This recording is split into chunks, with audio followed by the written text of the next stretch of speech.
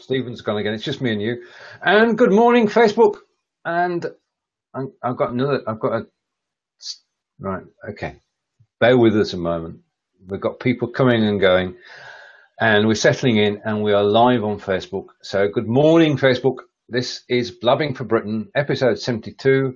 The team have been together for 72 weeks, and today we're going to be just discussing everything about Britain. And I want to say good morning, Peter. Good morning, sir. How are you? And I'm fine, thank you. And good morning, Stephen. We've no sound, Stephen. So I'm going to say, as we're changing everything around, good morning, John. Hello. Can you not hear it? Can you not hear me? Good morning. Good morning, John. Right, I'm just going to go out to Facebook and check. I can't see anybody else. I'm wondering what's happening.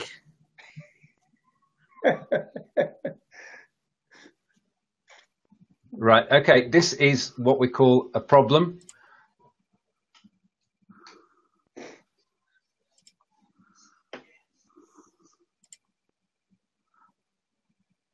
Right, okay. If you can't see any, if you can see, hang on, let's try this then. So we and you we can hear each other. We can hear each other and we're live on Facebook. Yes. I'll just check Facebook.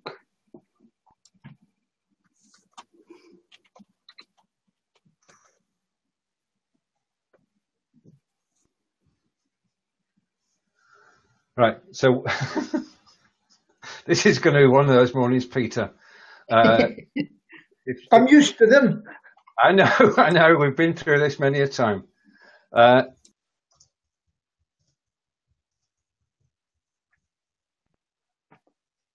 trying to go into Messenger. I don't know whether John will see this or not. Do you have sound and vision now, John? Yes. Good. Okay, so I can check that. You said welcome to, and then you disappeared. The pair of you. Right. Okay. Well, we're still on Facebook going live, so we've been in a pantomime so far this morning, and I'm going to drop down and bring Stephen up, and good morning. Are we all I'm in the show? Hello, how are we? I don't know what happened there. Just okay, well, I know. And it went poof, black screen, all gone bad. So happy days. How are we? Fine. Yeah. Also, it's us. So just let me get this right. It's Stephen, myself, and John, and Stephen's pulled aside just now. Sounds right. About right. So what's happening, Stephen, is a show? Are we moving forward? I believe so. I'm currently talking to you from the 334 Gentlemen's Club, which is different from the office in that it gets twice the bandwidth from the router, from the wireless router. So I'm quite happy about that. I did jot down with Stephen some items for discussion today. And I'd like to, if possible, start with United Airlines. Mm-hmm. I don't know if you've seen the press, you can't have missed it. Essentially, from what it would appear is that United Airlines had to get some staff from A to B, I think Chicago to somewhere, and they decided to deplane a paid-up, seat-sitting customer. Yeah. And when he sort of said, "No, I don't think I will. I don't think I will take your kind offer of getting out of my seat and not going home," they got the rozzers onto him, beat him up, and dragged him off the plane. Mm-hmm. With all the beauty of social media and mobile phone tech to make the incident a worldwide phenomenon for, well, certainly 3 days now. And you all know PR people who do the sort of emergency, oh my God, get us out of this situation. Well, it looks like United didn't have anybody on hand, and they managed to leak out a letter saying our staff did the right thing. We had to get staff from A to B. So well done, guys. And of course, the furore over the gentleman concerned has just reached fever pitch. The CEO had to go on to ABC News for an exclusive interview saying, "I'm bloody sorry, lads. I'm really, really bloody sorry." But it's too late. The damage has been done. Share prices going down, and a boycott in May is being proposed for United. I remember that United merged with Continental Airlines, who I thought were pretty bloody good. But something's gone rather wrong, and the way in which they've attacked the PR issue has gone even worse. I don't know if you've got any views on that one, Pete? Well, I've been watching it, and what happened was somebody already done the PR work against the guy, found out all the dirty on the guy that was pulled out, and so they've done that to try and but then what was very interesting, Simon Calder, I think it was, the travel guy. They were actually right. It's in your contract that you can be taken off the plane if it's overbooked or they need the seats, and it's actually in the contract. But it's choosing it. So it's all about money. Perhaps flights shouldn't be overbooked. They should be underbooked.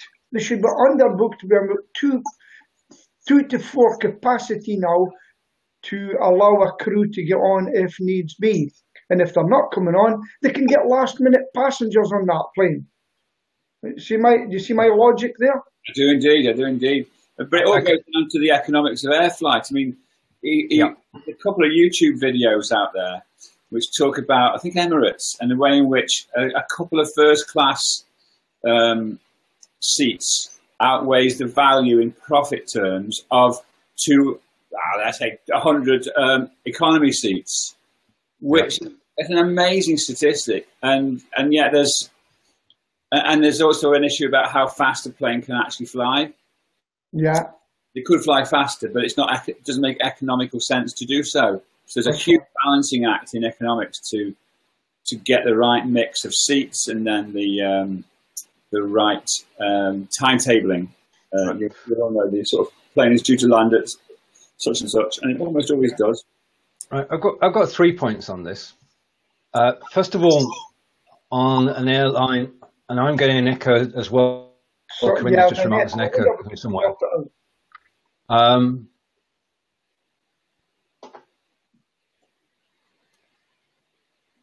Got 3 points on this. First of all, on an airline, just as on a ship, what the captain says is all. He can decide what he wants. So they have every right, as you said, Stephen, to actually take people off the plane. That's not a problem. That's something Peter said as well. That's the contract that you sign. The second point is the use of the word volunteers. We take a volunteer to be somebody who stands up and volunteers, don't we? Yeah. Yeah.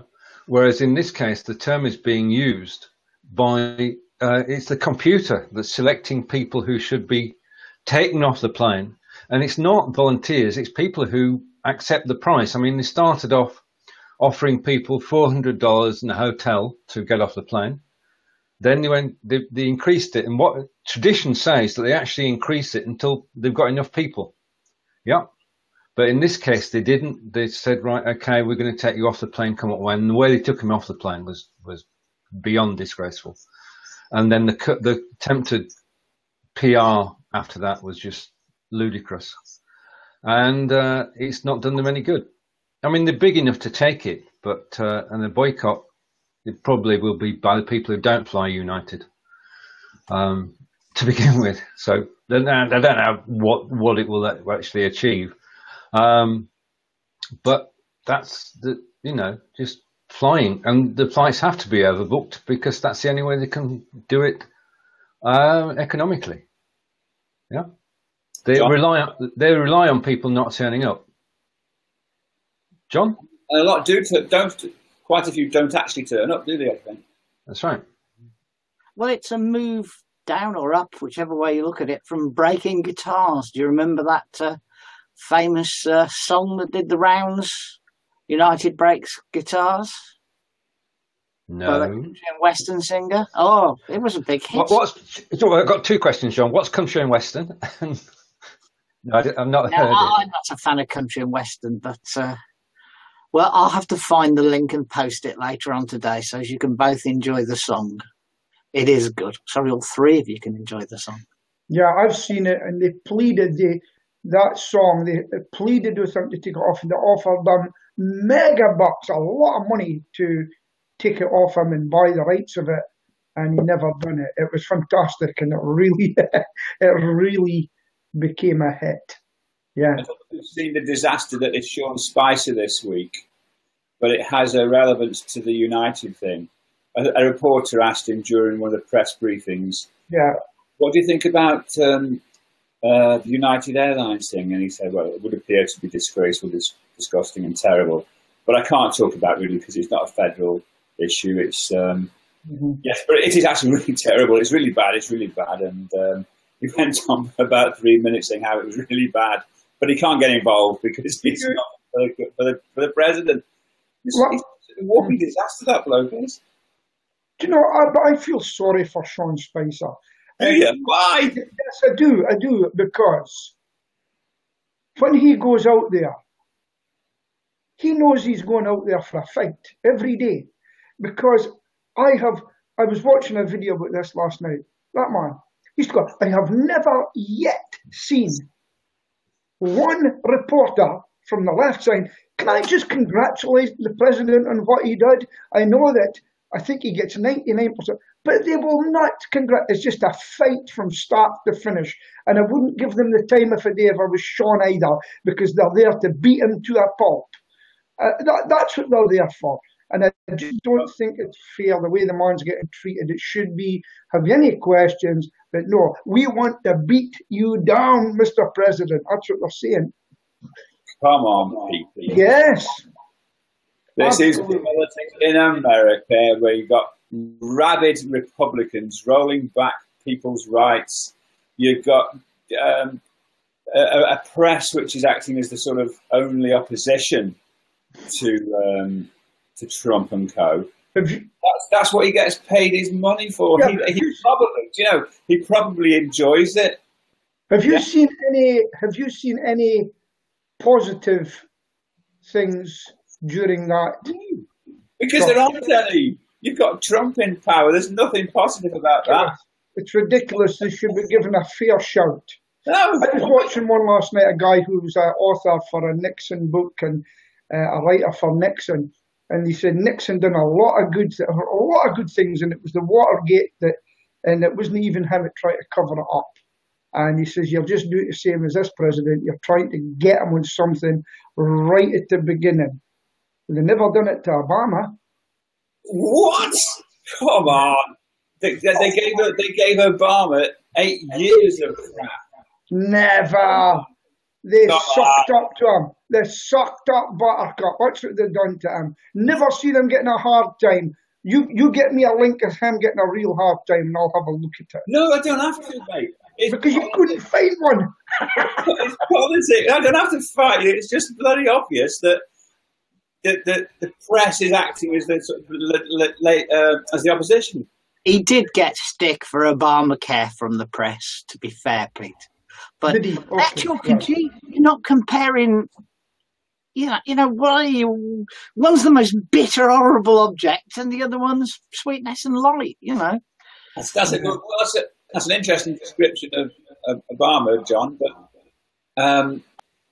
Obama, he was just a great brand. That's the point. He was a great bloke. He was well presented, very clever in his rhetoric and his oratory, versus an orange orangutan that we've got at the moment. It's just there's no comparison, Peter. They are chalk and cheese, and fortunately they're at the far side of the water, across the pond, and we're going to see things from our own perspective, and there's nothing wrong at all in that. You're both right, gentlemen.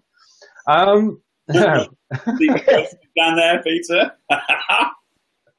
No, it is. I mean, we are being treated to. I mean, I'm just going to say this one thing, and this is not contentious at all. I don't think that big business is in control, and what's happening is being driven by not by any president or any prime minister, but it's being driven by big business. That's my take on it, which is probably not true, but it's my take, and it's right. I'm just going to drop you down for a moment, Stephen. I'm going to take control of this. I'm just going to bring Carinder up for a moment, and then I'll bring John back up.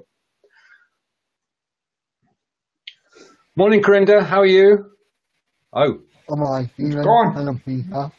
Oh, that worked. Oh, I can see him on the screen. We just can't see him, Peter. Okay. Hello, morning, Carinder.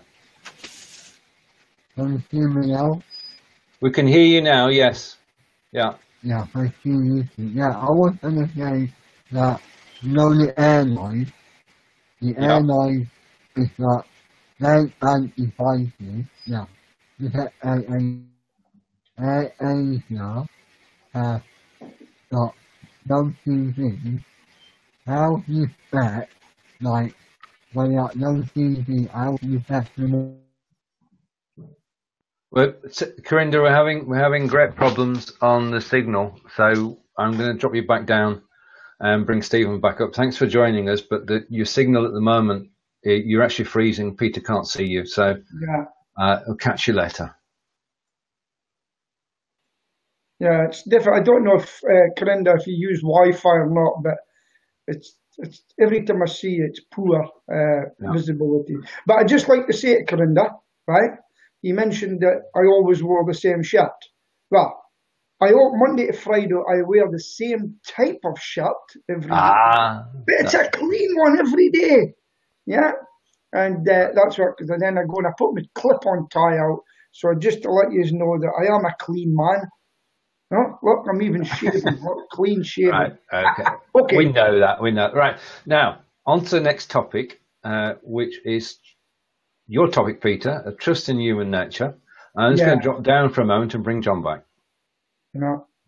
Well, yesterday I was in a shopping queue, and it was a frustrating shopping queue. It was meant to be self-serve in one of those lines, and everybody getting frustrated because the guy couldn't work it properly, and so that was it. So I was in it, and I had a £20 note, and I looked behind me, and there was a tall woman with her husband or whatever, young woman, and I put my money in, and I was such in a hurry, and off I went, and I heard a voice, a foreign voice shouting for me, excuse me, and she was handing me my £10 that I'd left in the machine, and it just shows that there are people out there who will run after you to give you your £10. And I have looked in the internet, these sort of pranks are made up, and surprised how many people who wouldn't give you it back, but that was a very nice lady. I turned around and I said, thank you very much, I really appreciate it. I was just about to give her the tenner and say keep it, but then I thought, no, I might need it myself. Come on, you're just a tight Scotsman at the end of the day. and I've got to tell you about it's not all about money. Did I ever tell you about my best thing that ever happened to me in my business? Did I ever tell you about this? Well, I'm going to tell you again anyway for people that are listening in. So there I was doing a job in a woman's house a few years back, very prim, proper looking lady. And I happened to look down. There was two men, young guys working the house, and I looked down and I seen a book and it said Life at Bletchley Park. And for those of you who don't know, that's where they found the Enigma code to beat the Nazis during World War II. And I said to her right away, I says, you were there, weren't you? And she was astounded that I knew. And I says, yeah. She says, I was. So at the end of the job, she said to me, how much do I owe you? And I went, oh, there's no way that you owe me anything. We owe you. Now, it was £60, a £60 job. And I says, you have that on me. And I said to these guys, whatever you do, guys, make sure you do a better than usual job for this moment. And she says, thank you very much. She says, are you sure? I go, oh yeah. I says, it's a privilege meeting you. And then she says, do you know something? That is the first time that I have ever been paid back in 60 years. It really got to me. And I went out into the van and a lump in my throat. And I just thought about it. She'd never been able to tell anybody for years because the government didn't let them. And but the amazing thing was, I went round the corner and my phone rang, and I got a £1,500 job right after it. Yeah, so sometimes you give away a little to do, and that wasn't the reason I done it. And I am so happy that I was, with that £60, I was able to give something back to that woman. Imagine that, the first time she'd ever been paid back for her war effort.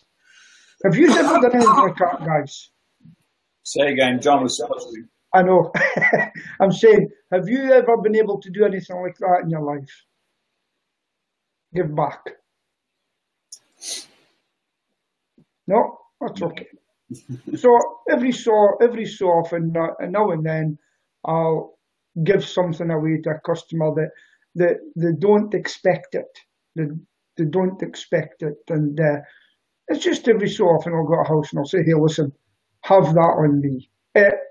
I feel better. Same with networking. Guy phoned me up on a Friday just to say that he'd got the best deal in 10 years, the best deal he ever had in 10 years, because I gave him a referral at my networking business. Made me feel great that night, no? I didn't get any commission, but it doesn't matter. Yeah. Oh, yes, we have. Great story, Pierre. You're a decent guy. Oh, yeah, thank you very much, Kevin. Yes. I need to speak to you. Oh, right. Peter's gone. He's gone.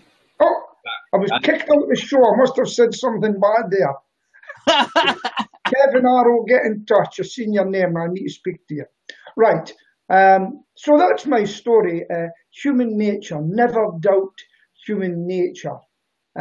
Just like the guy I seen in the internet, famous picture, everybody standing with their Nazi salutes in a big place. And there was one guy standing with his arms folded. And if you never read that story, go and read that story. There's always humanity wherever you go. And if you want to learn about a good story about humanity, go and look up Franz Stigler. Franz Stigler, a German pilot during the Second World War, and that story will put the hairs in your neck up with the kindness that was shown that day. So, that's all from me about I'll let you move on to the next subject. Where's the producer when you need him? Are we going to talk about burgers?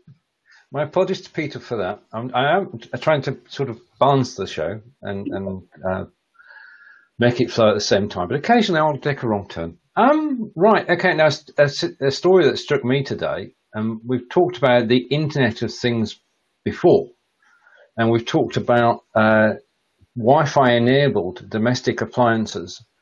And anybody got an Arga cooker? No, yeah. Neither. We haven't either. And the situation is that it is now Wi-Fi enabled. So, I mean, I presume the idea is that you can actually switch it on when you're out and about from your mobile phone. So it's ready. The meal is ready for when you get home. Now, first thing I've got to say, it does seem like a solution to a problem that doesn't exist, because you can just set a timer. The other thing is that obviously if apps, something like a cooker can be hacked and switched on, then that could cause problems, couldn't it? It could do, and I'm just about to give you another problem because I've got a delivery. So can you put John Peter back on, and I'll pop back. Okay, Stephen, cheers. So Peter, you're coming back on in 3, 2, 1. Welcome back. I'm back. See, they love me so much that they get me back. We're just talking about Wi-Fi enabled appliances and Arga cookers, because you were listening, I know. Yeah. And it's a problem waiting to happen, isn't it? Because if people leave the default passwords on their devices and somebody finds out, John, how would it work? I don't know, but I've got a friend who's built his own house, And he can even close the curtains from his mobile. So he can lock the doors. He can unlock the doors. He has a delivery, which I think is quite a clever idea. By the porch, he's built a secure box, and the parcel man, delivery man, can phone him, and he can open the box and let them put the parcel in, and then lock the box after the guys close the door. Yeah. There are some neat things that are around that can be done, but I just still don't understand it. You've got all this Nest stuff, and I've got a timer in the kitchen, seems to do everything I want. that was my point. You can just set it on the timer. I mean, you got. I meant for the central heating, Oh, right, okay. Yeah, because that's what the gas people are currently pushing, is this Nest. So you can turn your heating up and down remotely. Yeah.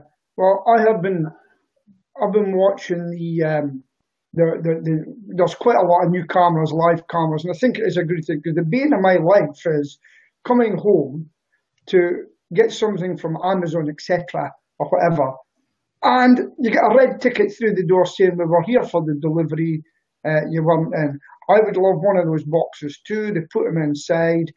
Now, obviously, the burglar knows about the boxes as well, but guess what? You also have a camera to look down it and say, "Hello, my friend, I'm watching you. I'll be catching you by the neck in 2 minutes. Stay there." And and it is, and some people don't know they're there, but the law. On you go, John. I'm quite fortunate.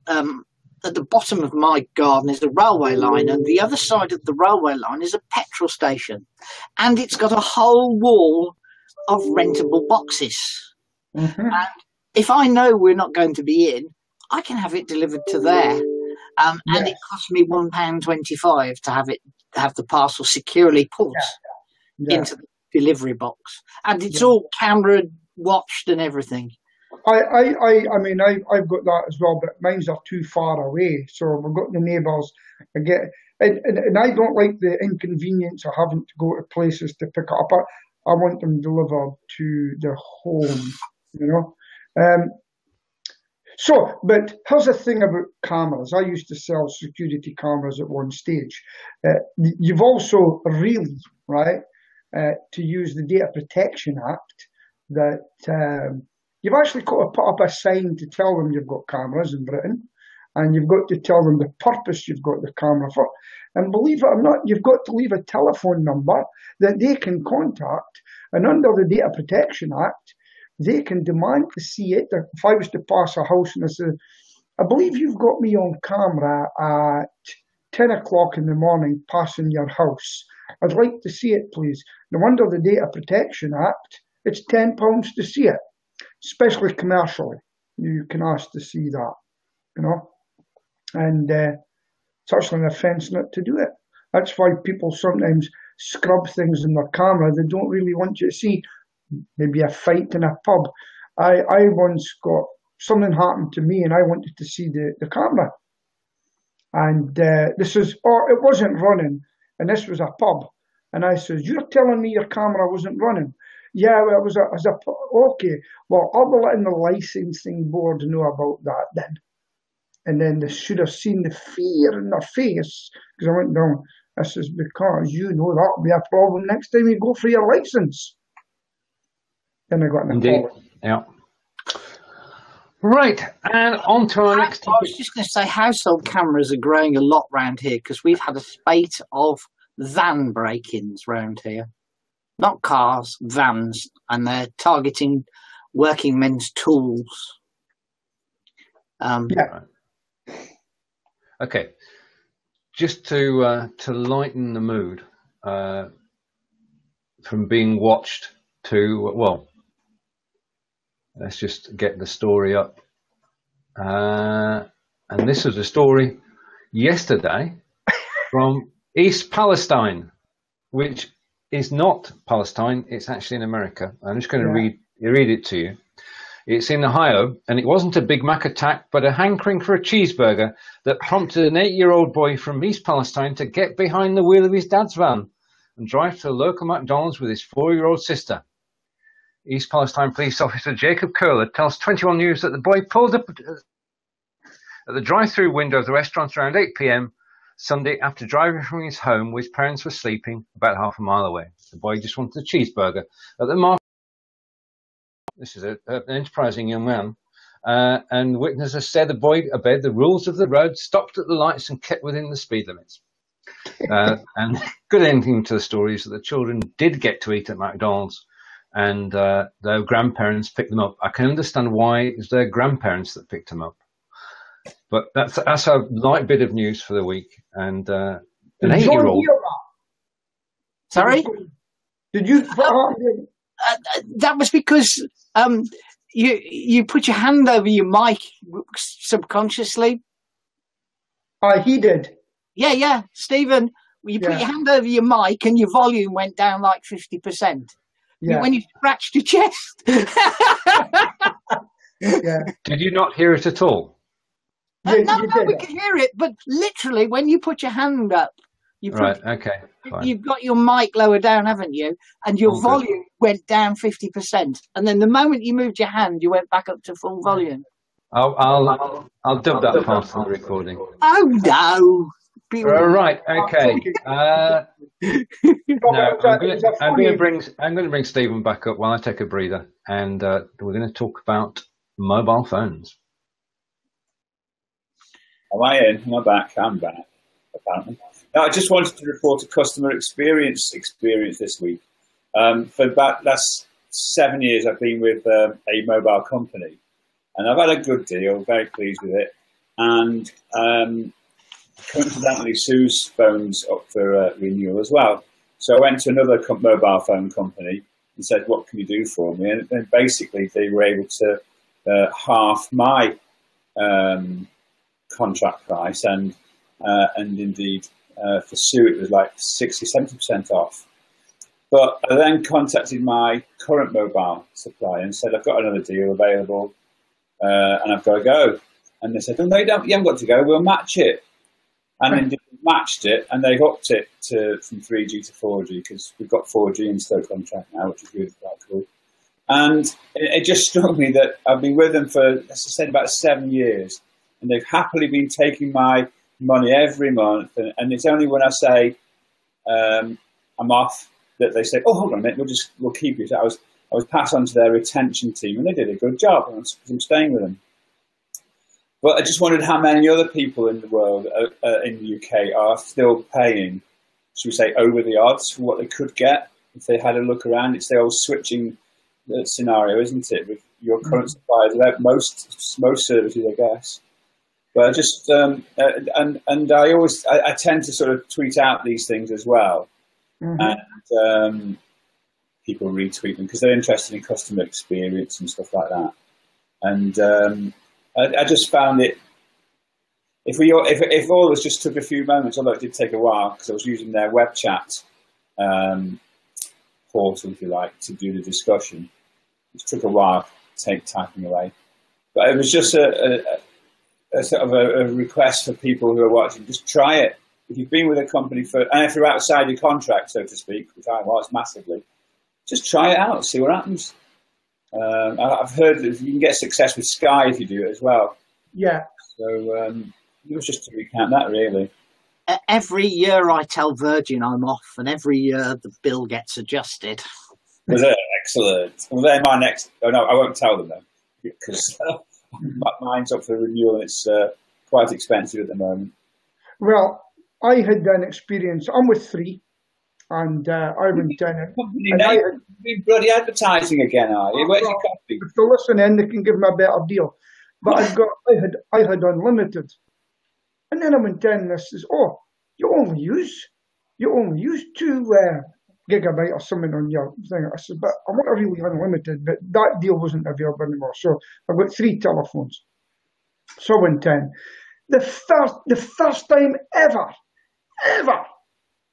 I run out of gigabytes because I actually listen to online radio now, you know, and I was absolutely fuming. And I said, you said it would be enough. And so what did I get? I had to upgrade to get more. So yes, I will be shopping about, once my year's up, I will be shopping about to get an unlimited contract, really unlimited. What you said you listen to online radio a lot. Where do you listen to it? Out on the plains of Aberdeen? 4G. When I'm out and about, there are certain radio stations I listen to, and then I put it on in my phone. So if I'm not near Wi-Fi, I've got to use my data. Yeah. So, and then when I'm near Wi-Fi, I use it on the data. Oh. Well, I've been with EE for a long, long time, when it was Orange and whatever it was before that. Okay. And I really threw my toys out of the pram 18 months ago when I got my last upgrade. And I have got, for less money than I was paying before, I have unlimited minutes, unlimited texts, and 25 gigabytes of data. Okay. Well, I'll tell you the reason I stayed on the one I had. 3, right, were giving me free calls from America as part of my package, free calls from Germany, was it Germany at the time? Cyprus, just about everywhere in Europe that I went to, even Berlin and Tenerife and Spain, I could phone out from there. And that was the reason I stayed, because nobody at that particular time was offering it, and it was part of my package, so that I could keep in touch with my business, and that's the reason I stayed with them. Well, the other benefit from the package I've got is you get 500 meg a day in Europe for a maximum of 10 days. Yeah. And you get Wi-Fi calling. Yes. So if you are abroad, you can call at no cost via Wi-Fi, so long as there's I've got Wi-Fi there. But I'll tell you what it brings me on to, going about just a thing from before. I mean, customer care, yeah? Now, my industry, that you know what I do, but there's a certain business out there, and they've been taking money from people for years. Yet, when you go in to try and make them that offer, you'll be surprised how many people will not look until now, because things have changed up here. It was so insignificant to the turnover, because it is insignificant. But it's getting people to change, and you've got to make it easy for them to change. Because in my industry, they've got a 3-month termination, and they've also to write away for it. It gives them time to come back and try and fight for their business. So what I tend to do, being a good salesman, I sign them up there and then and help them write their termination letter and post it for them. So I know it's gone. Pete's tip for today. That's me. Where's the boss? Where's the producer? Yeah. I was just going to give a little story. We said goodbye to our trusty panda after 11 and a half years last Friday. It had served us well. It started life as my eldest lad's first proper car. He had it for 3 years and put 29, nearly 30,000 miles on the clock. And my wife had it for another 8.5 years and put another 17,000 miles on the clock. We were sad to see it go, but the reason it went was all the plastics were starting to go on it. They'd become brittle. And also because, as you both know, that I've inherited a little bit of money from my mum and dad. So we now have a nice posh white Kia Picanto on the drive. Very good. So it's not a comparison. It's just an anecdote. I've just got rid of a car that I bought for my daughter a while back. Fiesta, over 100,000 miles on it, and I did a car charity thing, whereby you give your car, and it was knackered, it was scrapyard material, and managed to get a cheque for 40 quid sent to Help for Heroes. Well, that's good. So I did it because I thought in the past you'd actually have to pay to scrap a car, but it appears not. You can just call these guys up, car charity, something like that, charity car. And they arrange for somebody to come pick up. You say bye bye, and they sort out the admin, so to speak, and Help for Heroes gets a bit of cash. So that's quite nice. I had a nice letter of heroes as well. So that was rather nice. Very good. Scrap cars actually are worth good money these days. My friend scrapped his V-Reg Vectra last week and got 120 quid for it. Yeah, I remember when I had to pay somebody to take away because the scrap had fell so bad that I says, "What, you have to pay you to come?" I says, "Usually," he says, "it's all changed." He says, "There's just been a glut of it," but no, it's bad. No, there's a question I want to ask Stephen. You're in a gentleman's club, yeah? It's his living room. Oh, right. Oh, okay. Well, I went. Okay, as you know, I'm a very conservative sort of person. In fact, I carried card, and I just like that place. No, I was taken to one of those old-fashioned institutes.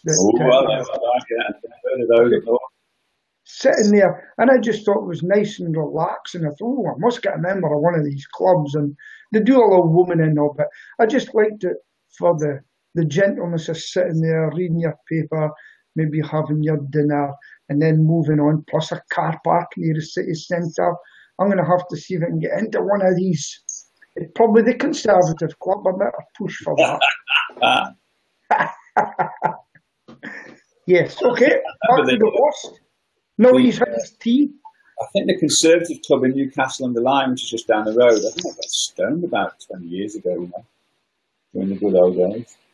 You're mumbling, sir. Can't hear you. Oh, sorry. Yes, I can hear Peter. We're okay. Okay. Right.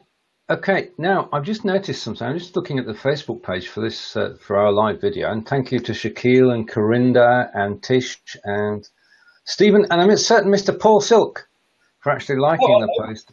What's he got to say for himself? He's just liked the post. He hasn't commented yet. You might tempt him to comment, but I can see that there's a lot of additional information on there. Right, okay, I'd just like to go back to something that happened earlier this week. As you know, there's a BeLive.tv Monday show, because we're on BeLive.tv today. I know you're enjoying the BeLive experience, both of you. Yeah, absolutely. It's been all right so far. CPU, by the way, for John's information, CPU is currently for 3,500%. So it's doing some work, but the audio video seems okay, doesn't it? It does. They're working hard on this. But the show on Monday night, we broke all records. It had 3,400 people watch live, and wow. had. That is a wow, isn't it? I mean, this is just a team. It's Jeff Adams leading the show, and then I've got my tips on there every week, and so has Ross Brand. And this week we were joined by Rachel Moore, who's got a new show, which is every Tuesday at 5 o'clock. And that new show is called Business Unusual. And she interviews people who started businesses that you wouldn't expect them to. And it's worth a watch, just for curiosity's sake. But there's no superstars on the show. And we had 3,500 people watching live. And that's 3 times more than me. And that was the live number, Peter. That was just after the show. That was 3,500. So that's going very well. And I think the thing about BeLive is that with the BeLivers social group, they're getting a community together who actually watch each other's shows, which is absolutely brilliant. So whilst I am going to boost 1 or 2 shows, Peter, I think that it's all coming together. They announced last week that they now have 5,000 active users, and that's people who do 2 to 4 shows a week. So they've gone from nothing in October to 5,000 people doing 2 to 4 shows a week, which is brilliant news. Who is BeLive, Steve? Who is BeLive? What it? BeLive TV is based in Haifa in Israel, and the CEO is Daniel Meyer, and the CTO, technical officer, is Safria. And Daniel and Safria were at school together. Can I ask a question? Jeff Adams, is he part of BeLive? No. Jeff Adams is a famous, well, not to us, but he is becoming, is a well-known DJ. Okay. In the States, and broadcaster. He's been going a long time, before Tinternet got involved. Yes, I have seen him. He's got good kit. He can play music, and I'll have to speak about that because he loves swing music. Did you know that? Yeah, I catch his shows, and he's practicing at the moment for his show going live again. He's just a great guy. He's very upbeat. Yeah, and yes. When he starts the show, you're involved from the get-go. And it's somebody to learn from, really. And the Be Live updates at the moment, you won't see this from where we're sat, but when you go to recording, you'll see that I can actually now bring each of us up on screen on our own. Yeah. And then I can go back to all of us being on screen. That's the first update. I didn't see anything. Well, you won't see anything. You'll have to watch the recording. This is the bit that goes on YouTube. This is the bit that goes out onto Facebook. People can see the three of us on screen at the moment, but if I press a button, Stephen, you're the only one on screen now. When I did that, can I just go back and forwards on that just to check? If you look at your picture, bottom right-hand corner of the screen, that's you fully on screen, and that's the three of us on screen. Yeah. So can you tell when you're fully on screen? It's red. No, just those right, okay. dark bars at the side. Yeah. Can't see. No, well, I can just see a red thing around it. Yep. Is that when you know you're full screen? I don't know. I'm just trying to find out because I have no idea. Am I full screen at the moment? Right. I'm going to take you full screen now, Peter. Okay. Can you see a difference? No. Right. Okay. So the only way to do it then is to actually watch the recording. Yeah. And the other thing, because this is an important feature, if you have somebody in the green room, because we know that when people come on, you can invite people on, but you never know who's coming in. You can, in actual fact, block people now. Okay. And there's a little block button which appears on the top right to actually be able to hide people. So that's the Be Live news. And one other topic I want to just go on to, this tech topic, now we'll go back to UK. There's now called... Stephen. Sorry? Put John back on. Okay. You want to go down? Yeah, just bring John in, Okay. There's a new... Hello. Before you go into Manychat, Peter, I get the red line whether I'm on or off screen. Oh, I'm assuming. Yeah. The red line round your box in the bottom corner, Stephen. All right. Okay. I can't see it. Right. The next thing I want to talk about is a program called Manychat, which is a commercial program. Right. And I'll give you, for instance, Peter, this is a bot. This is a chat bot. And basically you can ask it to do something when somebody types a certain word live when you're live. So I'll give you, for instance, if somebody typed, we're watching this show and typed in Be Live, we could send them a copy of my Be Live course. Right. If somebody typed in cricket, we could send them to the current cricket match. Okay. You see where I'm going here? What you're actually doing is you're actually able to start a conversation. So they will get a message in Facebook inbox from Blabbing for Britain. Yep. Saying, hi, great to see you. This is where you can go. I'll be in touch with you later. Yeah. Because we've always said, how do you actually get interaction with people after the show? Now, if you could get it so that they typed in one word in the comment during the show, and you could then know that you could chat to them afterwards. So the Talkinator would be speaking to whoever typed in Talkinator into the chat. And after the show, you can go and talk to the people who watched. So, but wait a minute, Manychat would be where? Say we're using Be Live at the moment, right? Right. Yeah. Where would Manychat come into it? Right. First of all, you create the post. So you schedule a show. Yep. That's the first thing you do. So you do that as normal on Be Live. And then the second thing you do is you go to Manychat and you say, right, okay, this is the show that I've scheduled, and you give it the URL. Yeah. You then give it the tags that you're looking for. So Talkinator, small business. Yep. And whenever that tag is typed, they will get a message from the Talkinator. Okay. Yep. And I've been getting this from a lady called Veronica Pullen.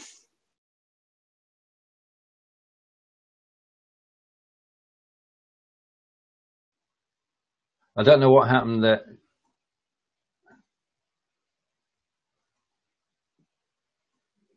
Yeah, I got put into the lobby. Right, sorry, everything went haywire then. Are you all back? Yeah. I can only see you.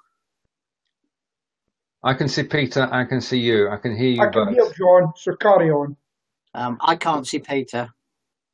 Right, okay, well don't worry about that. If you want to refresh, John, I'll bring you back in. Stephen's back now. I think we had a technical glitch there. Anybody who's watching, this is live video. This is Blabbing for Britain, episode 72, where anything can happen. Welcome back, Stephen. And sometimes does. I'll bring John back in a minute. I'll drop down. Yeah. Says I'm in the show, but I can't see anybody. Oh, can you? Right. Okay. I'll sing for you if you like. No, don't do that. Hang on. Right. Okay. I just need to type this message in, Peter. Can you sing while I do this? Yeah. Hey, that's what happens in live shows, folk. That's live. Right. That's what all the people say. Yeah, you're riding high in April, shot down in May. It's up to you and Stephen to change this. Is that it? Yes. I'm apparently in the show. Can you hear me, John?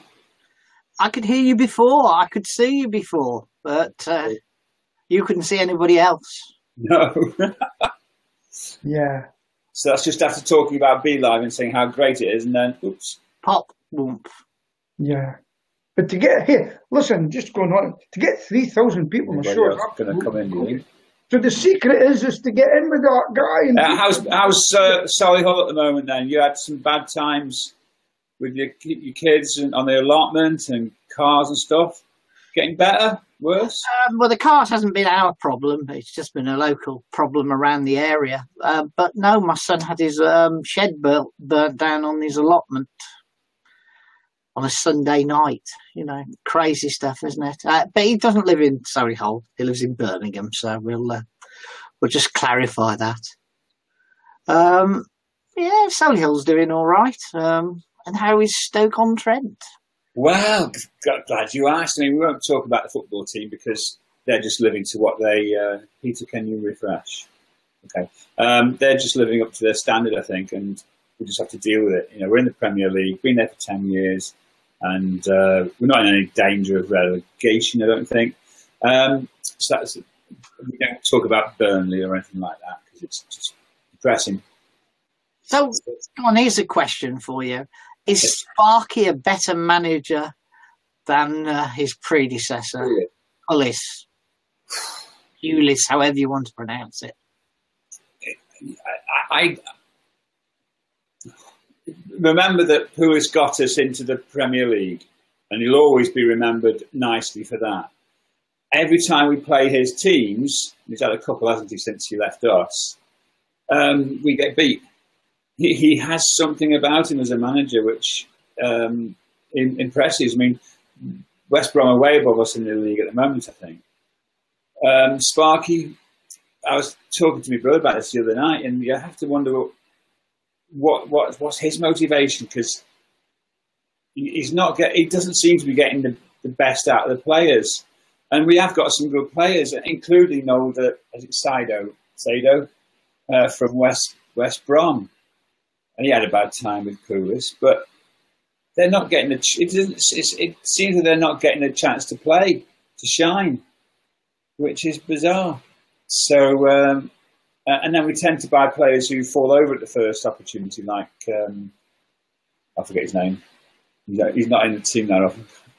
But anyway, I don't think we're going to get relegated, and we don't seem to have any ambition at the moment to do brilliantly, which is a shame. But on another topic in Stoke, we've got the 2021 culture bid. and there's loads of activity going on regarding a bid which we're going to. Can we see Peter, guys? Can we see Peter? Yes, I can see Peter. Can see Peter. Yeah, those shiny teeth.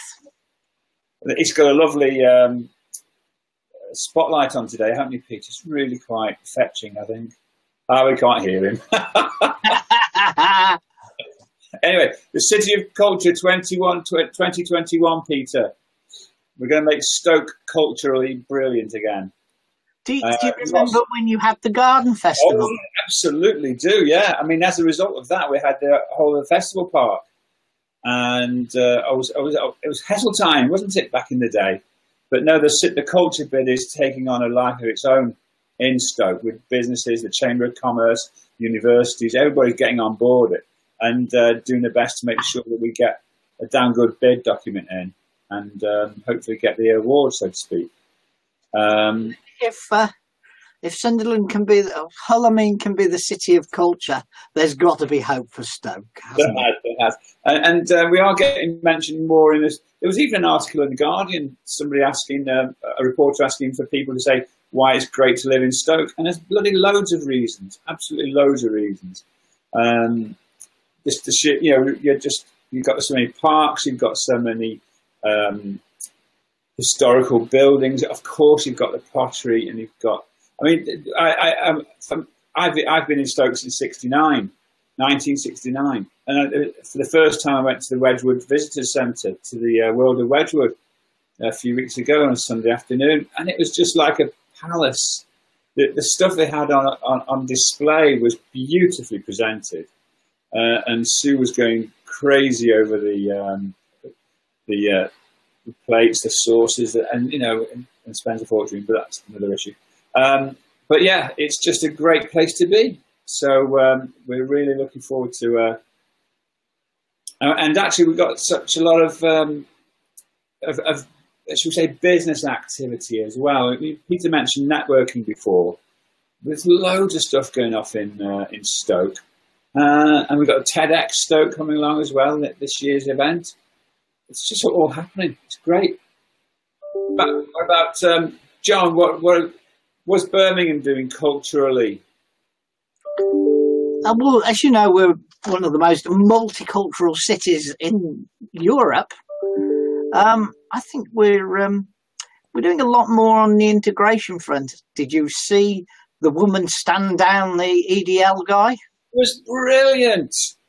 I mean, I'm not sure if it was posed or whatever, but that was essentially that was a beautiful. He just smiled and laughed. Smile and the juxtaposition of a brute, you know, from the EDL.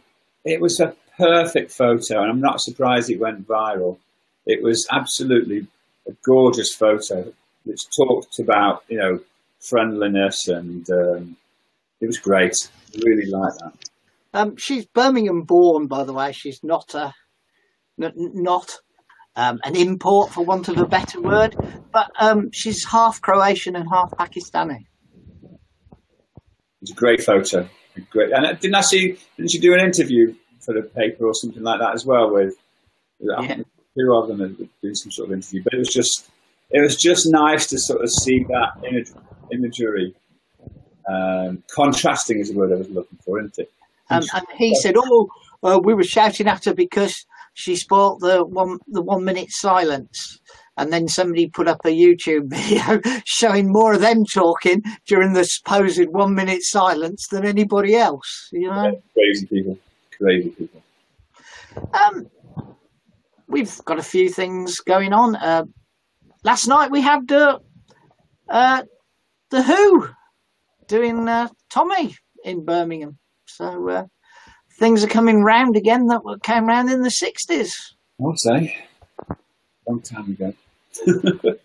It is a long time ago. Right now, what happened earlier, back 15 minutes ago, is that BeLive TV actually pushed out an update, and that's what disrupted us.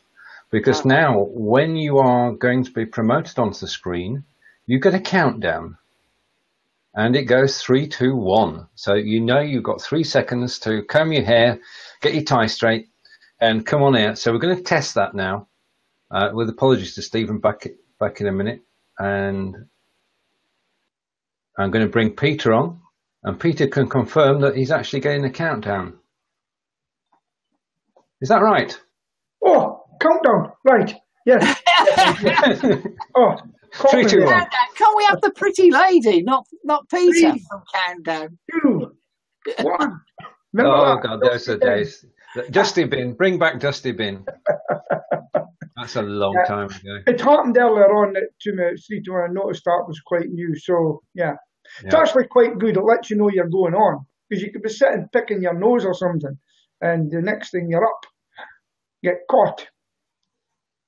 Yeah, I mean, it's just these little things that make the difference.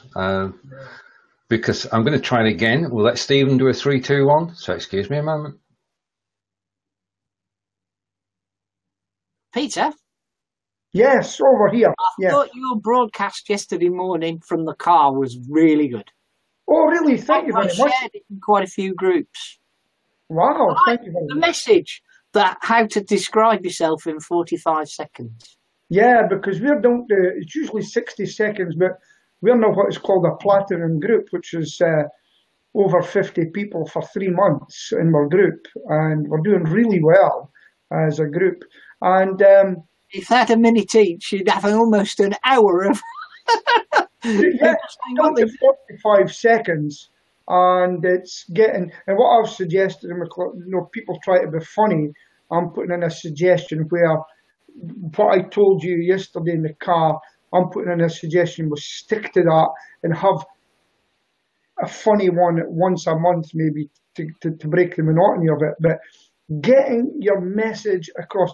And if I can tell people the one thing that I have learned in networking after all these years is to be specific who you are looking for, and it pays off. And I can also tell Carinder that you were wearing a suit in the early hours of the morning yesterday. Absolutely, I was wearing my suit, and first I wasn't wearing a tie. I was wearing a checkered shirt, if you noticed. And it's something that I look about me, and to keep young, what you do is you look about and you see what all the young dudes are wearing, and you try to dress like them to think you're still a young man. Peter's clearly a Mott the Hoople fan. All the young dudes. All the young dudes. I love that song. And do you know what song I sung the other week? Young Girl. Remember that one? Young girl, get out of my. Young girl, get out of my mind. Anyway, I'll tell you again. But, Just, networking. No, I didn't get any 3, 2, 1 countdown there, so I don't know if that's of interest.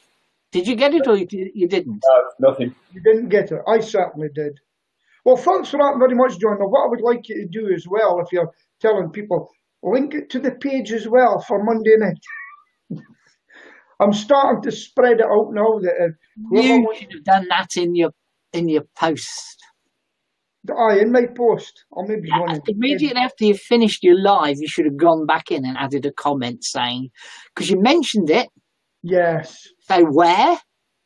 Yeah. You just said, I'm on at 7 o'clock on a Monday night. Okay, on Facebook or anything. But if you'd have posted it underneath. Yeah, maybe I'll go back and do that and put it out. Links are very important. You've got to try and make a habit of going back to things and editing them. This was me live. Please join me on Monday on that link. And then when people share it, you're getting free publicity. Because otherwise it's just a nice story. But I'll go back and do that. Yeah. Even though, and I might boost it. Do you know something? I like these boosts. I mean, I do them in the Aberdeen area. But what I'm going to do, if I boost it, I'll say, please share. And but I'll tell you what. Yesterday, I had 2 people. I said to them, I want you on my show. No, not me. Absolutely terrified to get free publicity. I can't believe it. Terrified to come on screen. Yeah, I said, it'll be the same as me sitting chatting to you. Might be 900 people look at it, but hey. But no, it's true. Terrified. I enjoyed the guy from the car lot as well. I thought he was great. He's a very, very social media savvy guy, and he's had a big fallout with Auto Trader. And if you follow them in LinkedIn, he's really give them a bashing, and I don't believe they like it. And so much so they wouldn't even speak to his guys at an exhibition. All right. Because what he's done is buck the trend, and he is really using social media. And in fact, John, see the guy that does these videos for him in the early days, these professional videos, he's on my show on Monday. All right. I don't know whether you saw it or not, Stephen, on Monday. But what I really, really liked, that I thought was a great technique, is on a Friday night, this guy walks around the lot and shows everybody what cars are available for the weekend on video, and it was on Facebook Live. Yes. Excellent idea. Yeah. And it was really good. And it wasn't formal. It was just nicely done, you know? Yeah. I didn't understand why we ended up looking at a pile of Skodas at the end, though. But and you know, that guy, I could have went on with him, but I didn't even get the chance to ask him about his awards and things like that, because in the stuff he does in the community, it just moved on. He's one of these guys that was great because he could speak, you know. I think we've had a chat from Stephen saying, "Could we close the show, please?" All right, okay. Don't know who's in charge of closing the show. Well, I haven't seen that, but you can do it, John. So, how do we do this? How do we close the show, guys? Well, you say goodbye. He says goodbye. I say goodbye. And we all go. And Stephen presses the stop button. Somebody's come back and he said, "When you are ready." When you are ready. When we're ready. I'll say goodbye first. Lovely to speak to you all again, and see you very soon. Okay. Bye. And I'll say goodbye, and I just wish everybody a very successful business day. And if you're not in business, have a great week. And remember to show a bit of kindness to others. You may get payback, but you may feel happier for it. So it's goodbye from me, Peter Stewart, in Aberdeen, away from it all, in a little corner of the northeast of the UK. Goodbye. And I'd just like to wish everybody a happy Easter, to have a great weekend off, if that's possible. As self-employed people, we never seem to take our holidays. And say goodbye to our man in the Gentlemen's Club in Stoke-on-Trent. I'm in the office, and over to Stephen. That's Stephen with... Right. This has been Blabbing for Britain, episode 72. Thank you, everybody, for watching. We look forward to seeing you on episode 73 next week, when we all get together again. And hopefully there won't be a BeLive update partway through our show, and things will go smoothly. So take care, everybody. We'll see you next week. And it's goodbye from everyone until then. From me, from him, and him. Goodbye. Goodbye. Catch you next week. Take care. All right. And we're on a countdown to closing down the show. And